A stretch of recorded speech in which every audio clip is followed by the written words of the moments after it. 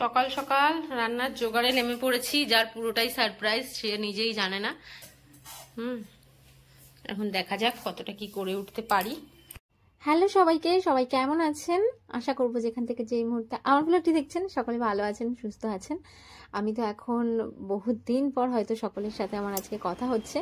এই ভিডিওটা আমার হাজব্যান্ডের 29তম জন্মদিন অর্থাৎ 2023 সেপ্টেম্বরে গিয়েছে, যেটা প্রায় 7.5 থেকে 8 মাস পর আমি এডিট করছি।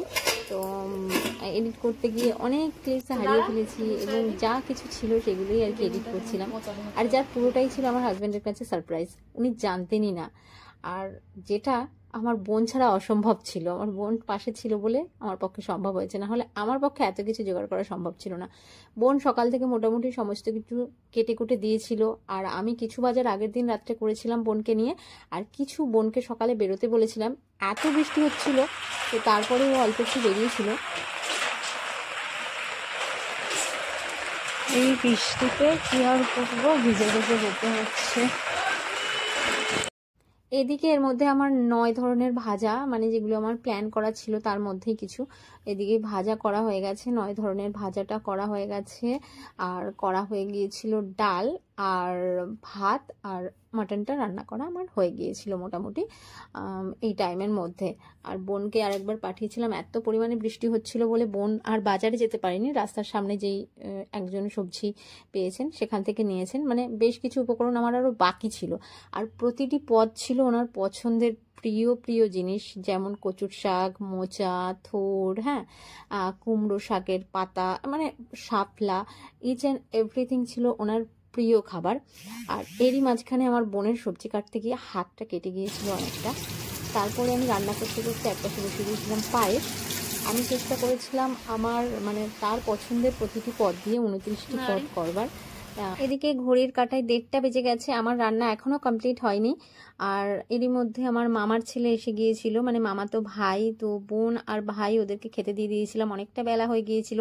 যা কিছু রান্না হয়েছিল তাই দিয়ে খেয়ে নিয়েছে। এবং দুপুরবেলা আমি ওনার জন্য খাবার নিয়ে স্টুডিওতে গিয়েছিলাম, বলেছিল যে আজকের আমি বাড়িতে ফিরতে পারবো না, ভীষণ ব্যস্ত, তুমি একটু খাবার নিয়ে চলে এসো। তো আমি তাকে এখনো পর্যন্ত দুপুর পর্যন্ত তাকে আমি বুঝতে দেইনি যে আমি কি কি প্ল্যান বাড়িতে করেছি। আমি এখানে 5 ভাজা, ডাল এবং একটু মাংস খাবার সকাল থেকে আমি এখনো অবধি একটুকুও বসিনি, মানে একটুকুও বসিনি। এখন খেলো এইটুকু জাস্ট বসলাম। মা আসছে, মাকে নেব, নিয়ে আবার বাড়ি যাব। মানে পায়ের তলাটা আমার এত যন্ত্রণা করছে যে আমি পা ফেলতেই পারছি না। মা বাবা দুজনকে আসতে বলেছিলাম, কিন্তু বাবা আসেনি, মা এসেছে। তাও মা আসতে চাইছিল না এই বৃষ্টির মধ্যে। তারপরে মাকে একটু খাবার দিয়েছিলাম, আর এটা ছিল গতকালকের রাত্রের কাটা কেকটা, যেটা ভাইকে দিলাম। তারপরে রেডি হয়ে সন্ধ্যাবেলা স্টুডিওর উদ্দেশ্যে বেরিয়ে পড়েছি। কারণ হচ্ছে ওকে পুরোটাই বুঝতে দেওয়া যাবে না, যেটা মনে মনে প্ল্যান রয়েছে। যেমন ডেইলি রুটিন কাজ বাজ সবকিছুর সঙ্গে ওটা এক্সট্রা কাজ, যেটা ও যাতে ধরতে না পারে, সেরকম একটা প্ল্যান ছিল সেই সময়।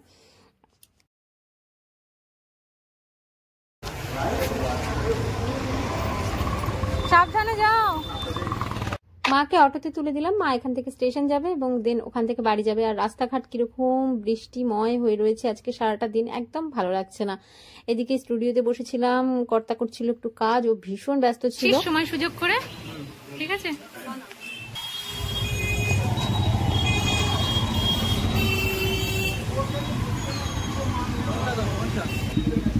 এদিকে ও বেরিয়ে গেল, আর ভাইও চলে যাবে বাড়িতে, সেহেতু বললো আমি এদিক থেকে যাচ্ছি, চলো দাদা তোমাকে কিছুটা ছেড়ে দিয়ে আসি। তো ও ভাইয়ের স্কুটিতে করে বেরিয়ে গেল, আর এদিকে বোন আর আমি মিলে আবার আমাদের সময় মতন এখান থেকে বেরিয়ে বাড়িতে চলে গিয়েছিলাম। আর যেটা বলার আর কি, আমাদের কোনোটাই আমার মানে ওকে জানানো হয়নি, পুরোটাই সারপ্রাইজ ছিল। আর এটা ছিল 2023-এর একদম ফার্স্টের দিকে, যখন আমি একটা মেনু বানিয়েছিলাম, যদিও সমস্ত কিছু নিয়ম মাফিক হয়নি, অন্য কিছু রান্না হয়েছে, অন্য কিছু বাদ গেছে, অনেক কিছু। তো সেটাই আমি দেখাচ্ছিলাম, যে নতুন করে একটুখানি চেক করে করেছিলাম। আর যদিও আমার কিছু কিছু জিনিস বাদ গেছে, সেই কারণগুলো হলো গিয়ে বৃষ্টির কারণে আমি দুটো একটা জিনিস পাইনি। আর এখানে যা কিছু ছিল সমস্তটাই ওর প্রিয় রান্না ছিল, ওর প্রিয়, প্রত্যেকটা জিনিস ওর পছন্দের। আর আমি যখন এখানে সার্ভ করে দিচ্ছিলাম ও তো অবাক হয়ে গিয়েছিল, এবং আমরা সবাই মিলে একটু কথা বলছিলাম, জিজ্ঞেস করছিল বিভিন্ন কারণ, কথাবার্তা। তো রাত্রি তখন বাজে 11টা, ও সারাদিন পর 11টার সময় এসছে। আমি বলি তোমাকে বসতেই হবে এখানে। তারপরে ও একটু আবার রেডি হয়ে ফ্রেশ হয়ে বসলো। ওর কাছে মানে একটা আনন্দের ব্যাপার ছিল। আর আমরা এতটাই হয়ে গিয়েছিলাম, পায়েস মিষ্টিটা সাজিয়ে দিতে একদম ভুলে গিয়েছিলাম। মানে খাওয়া দাওয়ার শেষের দিকে একদম মনে পড়েছে, তারপরে ভিডিও ক্লিপ নেইনি।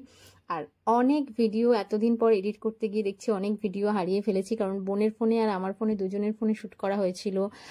কেক কাটিং, আমাদের দুজনের ফটো, সমস্ত কিছু, সেগুলো অনেক কিছু হারিয়ে ফেলেছি। যা যা ছিল আমি সকলটাই আপনাদের সঙ্গে শেয়ার করলাম। আমার একটা ভালো লাগার মুহূর্ত আর কি, অনেক দিন ধরে প্ল্যান করা ছিল। প্রতি বছরই অল্প বিস্তর কিছু যেটা আর কি নিয়ম মাফিক আমাদের করা হয়, এটা ছিল তার বাইরে সম্পূর্ণটা।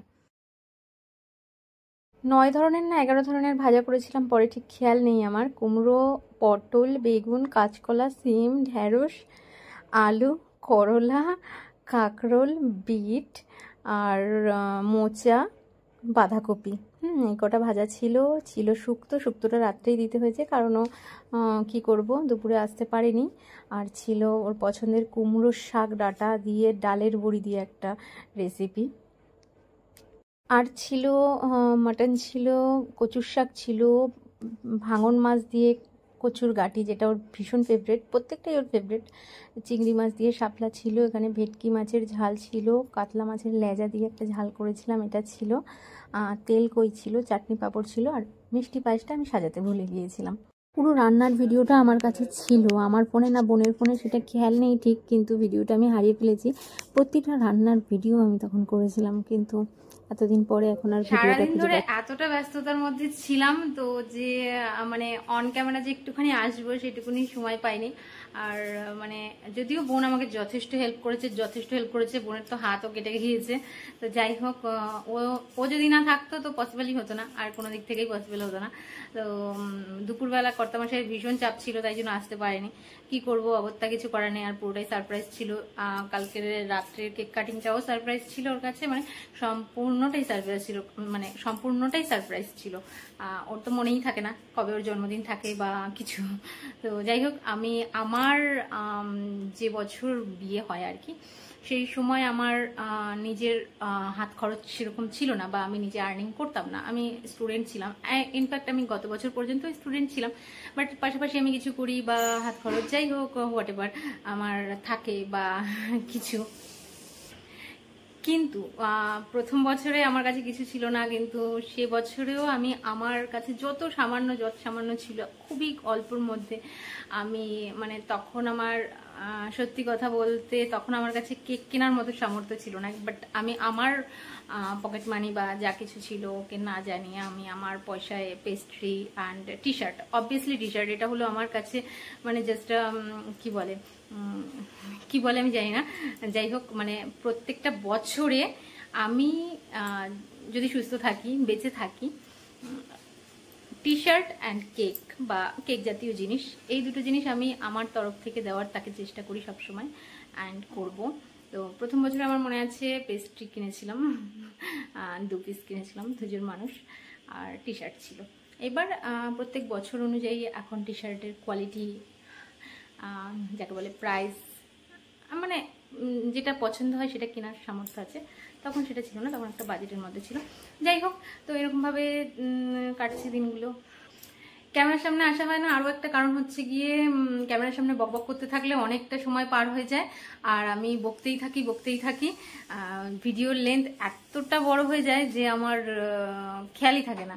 তো সেই কারণবশত আমি ক্যামেরার সামনে এখন খুব কম আসি, আর চেষ্টা করি গুছিয়ে গেছি ভিডিও দেওয়ার। হ্যাঁ, অনেক ভিডিও আমার লেট হয় দিতে, তার কারণ হচ্ছে গিয়ে ভীষণ ব্যস্ততার মধ্যে কিছুদিন গেছে আর যাচ্ছেও।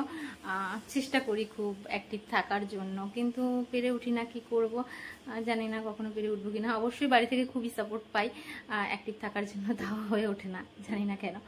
আর কি বলবো, তো এই জন্য বেশি কথা বলি না আজকাল ক্যামেরার পিছন থেকেই কথা বলতে ভালো লাগে। আর এবার থেকে ইচ্ছা আছে ক্যামেরার পিছন থেকেই সবসময় কথা বলবো, সামনে সবসময় আসবো না। আর মানে কি বলবো, আমাকে তো সেরকম মানুষজন চেনেও না যারা আমার কথা শুনতে পছন্দ করবে বা কিছু, তো সেই কারণে পিছন থেকে বলতে ভালো লাগে বা কিছু। আর সবসময় সত্যি কথা বলতে ড্রেস আপেও থাকা হয় না বিভিন্ন সময়, যেমন আজকে সকাল থেকেই আমি এত কিছুতে ছিলাম কিন্তু আমি কিন্তু ক্যামেরার সামনে আসিনি, রান্না বান্না করছিলাম বা কিছু। তো এই হলো গিয়ে ব্যাপার। তো চলুন আজকে ব্লগটা শেষ করছি এখানে। সবার কেমন লাগলো জানাবেন, আর যদি ভালো লাগে একটা লাইক করে দেবেন।